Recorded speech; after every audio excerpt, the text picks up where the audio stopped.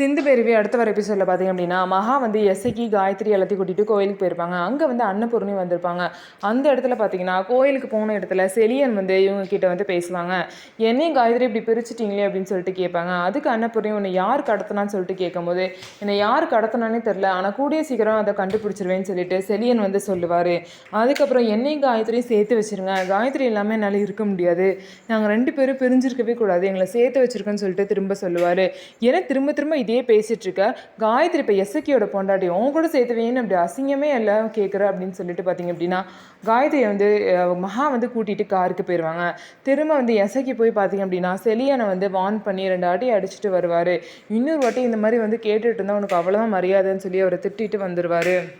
இன்னொரு சரி சிவாவுக்கு பார்த்திங்க அப்படின்னா சிந்து வந்து விதவிதமாக சாப்பாடுலாம் அவ்வளோ சமைச்சு வந்து ஹாஸ்பிட்டலுக்கு எடுத்துகிட்டு போய் சாப்பிட வைப்பாங்க.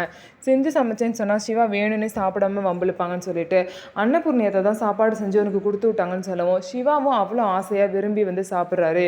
ஸோ நம்ம வீடியோ உங்களுக்கு பிடிச்சிருந்தா நம்ம வீடியோவை லைக் பண்ணிக்கோங்க, மறக்காமல் நம்மளோட சேனலை சப்ஸ்கிரைப் பண்ணிவிட்டு பாருங்கள்.